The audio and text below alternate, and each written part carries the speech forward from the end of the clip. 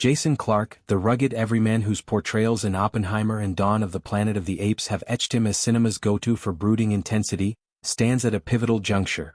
The allure of acting's adrenaline versus the quiet pull of family hearth. In a candid exchange, Clarke reveals he'd relinquish the craft without hesitation if his wife, Cecile Breccia, uttered the word.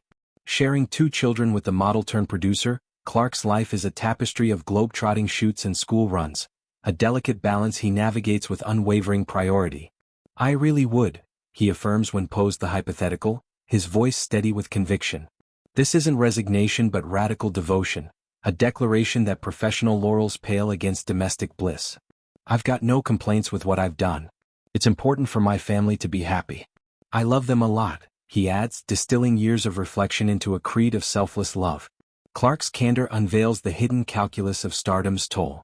At 56, with a resume spanning Zero Dark Thirty's tactical grit to The Last Duel's medieval fury, he's tasted acclaim's highs, Christopher Nolan's atomic epic earning Oscar nods, Catherine Bigelow's collaborations forging ironclad bonds. Yet each role exacts a price. Months away from home, emotional immersion that lingers like smoke. Choosing projects becomes a familial symposium, lots of figuring out the logistics with Breccia and the kids. School calendars clash with call sheets. Time zones warp bedtime stories into dawn dispatches. "You can't do it without a partner like I have," Clarke acknowledges, crediting Breccia's forbearance as the linchpin. Theirs is a partnership forged in 2017's marital vows, blending her poised elegance with his larrikin charm, stolen weekends in Sydney's harbors, family hikes through Patagonia's wilds. "We live a good life. We enjoy our travel together. Who knows where we're going to be at some point, really?" he muses, embracing uncertainty as adventure rather than threat. This introspection sharpens as Clarke weighs energy against ambition. The 25-year-old in me goes, "Man, I want to go and do it." He laughs, recalling the reckless hunger of youth, backpacking Australia, diving into indie films with feral abandon. Now, paternal duties temper that fire. "I've got 2 kids in school. There's all this give and take." A recent turn in Bigelow's A House of Dynamite tested this equilibrium, its explosive demands yielding boom, "You're lucky enough to work with someone like Catherine." Yet, post-rap decompression involves reclaiming normalcy, coaching soccer, debating dinner menus, reminders that art sustains but family anchors. Clarke's vulnerability humanizes the icon. Beneath the chiseled jaw and gravel timbre lies a man haunted by what-ifs, pondering if one more role tips the scales toward absence. Fatherhood, for Clarke, is sacred terrain, a realm of up and down where guidance meets surrender.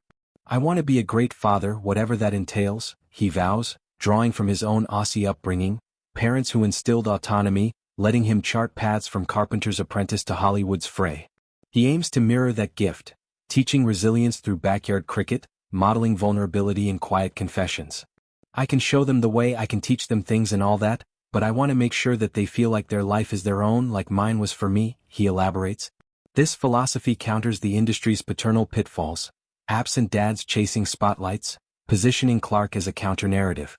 Bedtime rituals become rituals of empowerment. Stories of his Murdaugh descent into Southern Gothic, spun as cautionary fables on truth's weight. Breccia's hypothetical veto looms as a litmus of trust, their bond a sanctuary amid chaos. Clarke recounts her as co-pilot, scouting locations for family-friendly shoots, advocating script reads over solitary slogs. Their life defies tabloid tropes. No red carpet arm candy, but genuine symbiosis, from co-parenting bilingual bedtime songs to debating indie versus blockbuster bets.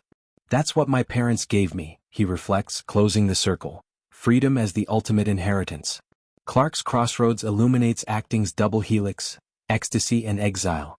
Roles like Oppenheimer's haunted J. Robert, unraveling under moral weight, bleed into reality, demanding recovery and familial embrace. Yet he savors the craft's gifts, camaraderie with co-stars, the thrill of action, piercing silence. Quitting? Not imminent but conditional, a testament to love's precedence.